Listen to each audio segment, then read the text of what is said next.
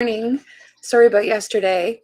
For those of you who are catching this challenge live, yeah, I got hit like a Mack truck with some kind of stomach bug that one of my kids came down with on Sunday, and we kind of thought, okay, that was a one-off. Well, 48 hours later, two of us got sick, including me. So it was bad enough I had to call my husband home from work like an hour after he left. I was like, I'm not okay. And it's a good thing he came home because I spent the rest of the day in my bed, very close to my bathroom. Anyway, enough about that. I'm recovering today. So thank you all for your prayers and well wishes. These things happen, and I'm very grateful that my husband was able to come home and just switch with me for the whole day. So bear with me today. I'm a little bit still tired, and not my usual peppy self. So there's that. But I've got my notes and I'm here. So let's get into it. So before I dive into today's topic, day number 2 for the 5-day How to Have the Talk with Your Kids challenge, just want to remind everybody that I will be going live every day at 11:30 Eastern Standard. And what I'm going to do to make up for yesterday is I'm just going to go on Saturday to do day 5. I'll just bump it into the weekend. That's cool. I didn't have big plans for Saturday anyway. Just going to do some gardening. And there is a prize for this challenge for anybody who chooses to be part of that giveaway. What we're doing special this week is all you have to do is comment on each video and the post that comes each day that's complimentary to the actual video itself. So that's only going to work though if you're in the group. So if you're catching this maybe on my personal profile or somewhere else, then make sure you hop on into the group, Big Family Moms. There's a link in the description so that you can be part of that challenge and be in the giveaway. Also, if you are catching this in the distant future or just, the challenge is already underway, everything is saved in the guide section in the group. So just scrolling up to the top, you'll see it there. Everything's all organized so you can get the most of this, and it'll be there forever and ever. So you can come back to it and glean from this when the time is right for you to have the talk with your children. So setting it up. So on day 1, we talked about just dealing with your own heart stuff. And now I said, midweek we were going to get to the meat of, okay, let's get into it, right? I've dealt with my stuff, or at least enough of it that I'm moving ahead. Like I said on Monday, like time is not your friend when it comes to this, right?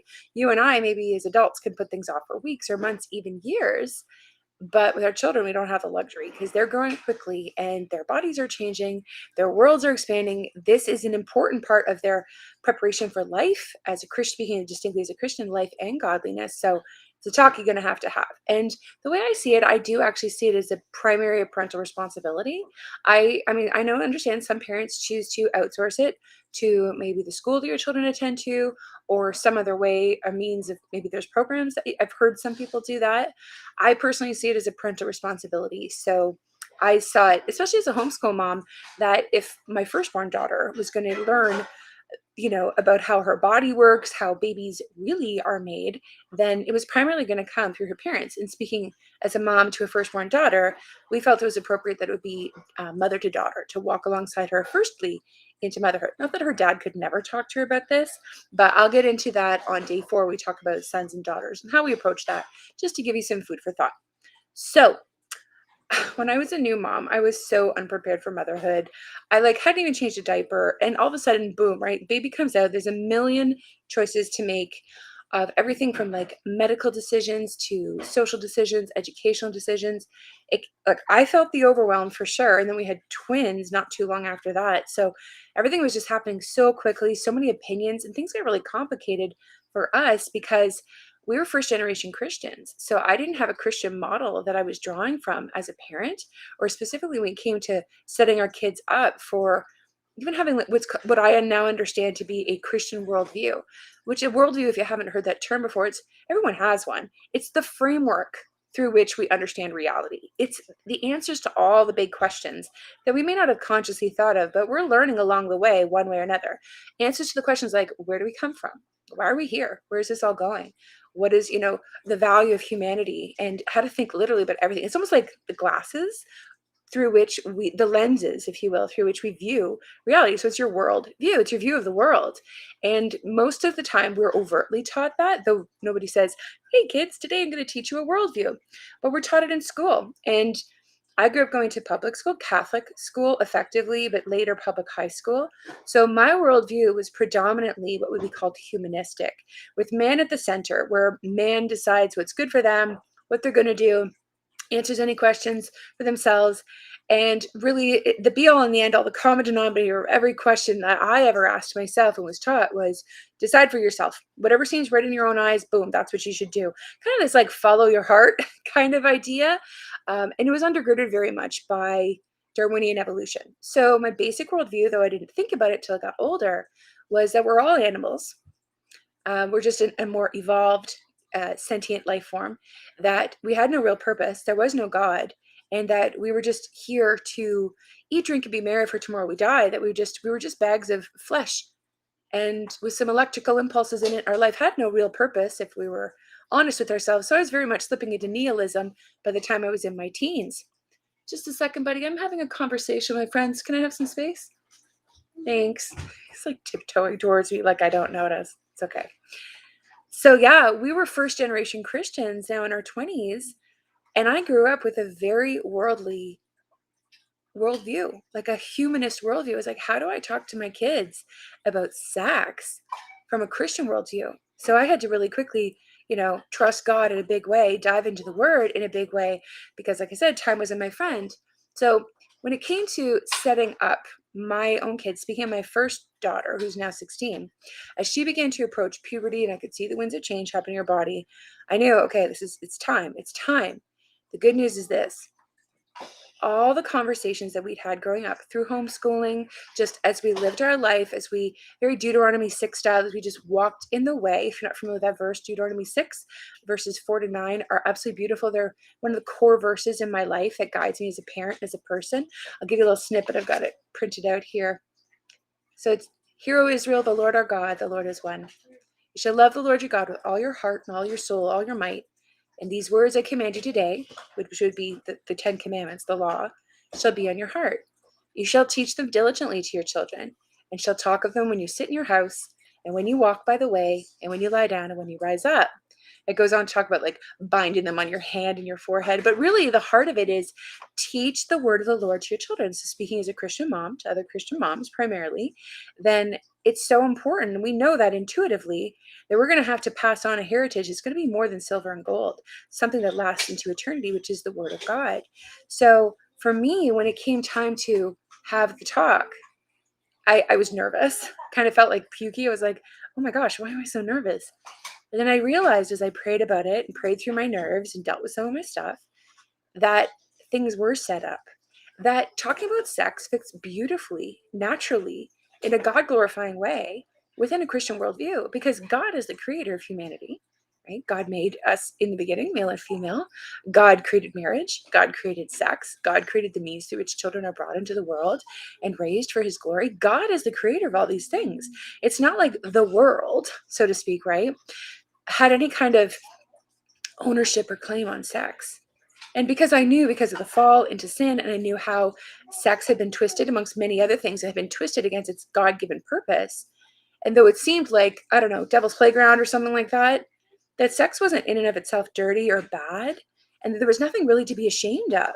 That was just my own stuff that I was bringing to that conversation. And so I just kind of straightened up, prayed about it, and said, this fits. I set her up with a Christian worldview to understand God is the creator of all things. God made you, God made me, God made male and female. And we even had, this was what was really key, and I want to recommend if you haven't done this, doing it. We had body boundary talks since she was old enough that we were like, oh, this is like a safety talk, right? To help her understand appropriate boundaries on who could see certain parts of her body. Of course, we gave the real name. Sorry, I'm like balancing my laptop on a blanket. Just taking it easy. So we talked about her body parts. All the kids, this is your nose, this is your elbow, right? As you're just helping your children learn vocabulary and how to name things.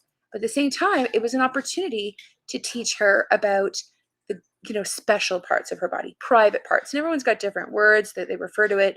And I'm being a little careful because this is going to be on YouTube as well, and I don't want to get it all flagged because of words. As adults, before you, like, we use the word like a penis is a penis, a vagina is a vagina. There was no shame in using the actual anatomically correct words, so that she knew like that's the name of that. So we didn't use what's called euphemisms. We didn't call it like a hoo-ha or a wee-wee or some other word, as we were toilet training her and teaching her body parts.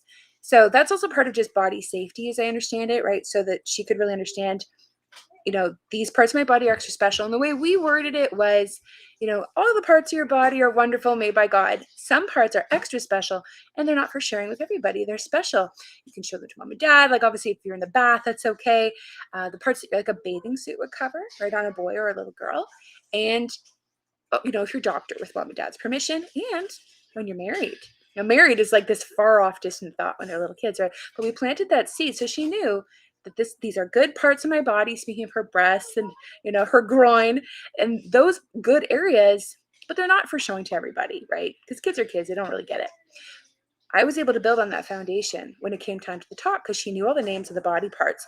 And we had said, later on, she'd be like, why are they special though? Right? Good question. They're special because God made them special. First, they're mostly, your pee comes out of your vagina. So it's kind of more of just like a bathroom part. I was like, and it's also part of how babies are made. She's like, Now, I didn't fully choose to answer the question at the time. Some parents do. Some parents choose to talk really earlier than I was personally comfortable with, about like how exactly babies are made, like the biological function of getting into like eggs and sperm and all that stuff. I chose to withhold that information until she's a little bit older. I felt like Corey Ten Moon talks about, her father explained it one day in her book, The Watchmaker's Daughter, of being like, it's a heavy toolbox and it's a lot to lift. And that really echoed with me. I was like, it is like, to have the full adult knowledge of how babies are made is more than just a biological function. As a Christian, it's a beautiful thing. It is biological, but it's also holy. Marriage and sex and intimacy and union between man and woman is a sacred thing. And I wanted a full picture of that in the right time, in the right season. So I didn't want to go too early. So when she asked, well, how does the baby get into my body? And into your body, because she's seeing me have a baby every 2 years. So the way I did it was, I just said, well, God puts the baby in there, which is theologically true. I didn't get into the mechanics of exactly how until we had the talk. So all the setup was there. The body boundary talk totally set her up, giving names to all the body parts, especially like reproductive parts that are also, often serve as like also elimination parts, right? That all set her up. But most of all was having a Christian worldview that God is a creator, sin has happened, Jesus is the redeemer of all, and there's a great renewal coming. Those 4 parts of basically the Christian worldview. So when it came time to have the talk, I realized there was only 2 pieces left. All that was left was to explain to her ovulation and fertilization. That was it. That was the only 2 dots left to connect in the grand mystery of how do babies actually come to be in the world. I was a little squeamish about it still, and I'm going to talk in detail tomorrow, like really nitty gritty. I'm going to give you the script, the play by play of exactly how I did it and everything. Here's another thing. I had to decide when. So we chose not to do it super early, like as soon as she could verbalize the question, but we chose to do it by the time she hit puberty. So I would personally recommend no later than 11 or 12. But here's the deal. If your kids go to public school, honestly, even private school, they may have social exposure, or just like in school. If they go to public school, they're going to be hearing this. As far as I understand, here in Ontario where we live, this sex ed starts in grade 1, from what I understand. It's at the discretion of the teachers from, what I've looked into this, but it is much earlier. So this may be a conversation you choose to have a lot earlier, so that, they're getting a lot of biology at school, but they're also getting a lot of theology too. Because as far as I understand, here in Ontario, the word marriage isn't even part of the curriculum of sex education. So I leave that to your parental discretion of how and when to approach that. I had the homeschool advantage. Our kids didn't have a ton of social opportunities. I mean, it's not like a silver bullet, but I knew there was just a lot less opportunity for them to have recess talk and to be picking this up from peers. And I knew they weren't getting really, as far as I knew, they weren't getting exposed to pornography, certainly not in our own home. So because I had that advantage, I chose to wait until 12.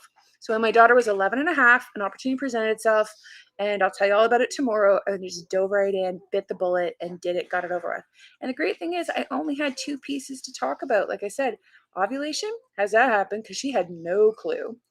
And fertilization, right? Because I hadn't really gotten into exactly how does the baby get into there. So that I'll talk about tomorrow. But here's the deal. If you're struggling even having body boundary talks with your children, if even using like the words for the body parts is something you struggle with, I have a mini course I'm going to recommend to you. It's called the Big Family Boundaries and Communication course. And I actually get into that as a segment of the course. The whole course is there to support you as a mom, whether you have 3 kids or a bunch of kids. If this is something you're struggling with, and not only with like body boundary talk, but just communicating at all, then this might be a really good course for you to help you be more calm or confident. You just able to really communicate well with your children, not only in the area of having the sex talk, but also in all areas of communication, whether it's discipline, really connecting with your kids in a meaningful way. So you can have lifelong relationships with them that really are just, like a joy to look forward to, growing closer together as years go on, not growing further apart. So there's that. Oh man, there was like a zillion decisions to make as a new mom. Oh my God, like it was overwhelming. And I'm so grateful that God in His grace took this first generation Christian, brand new mom who was so ill equipped.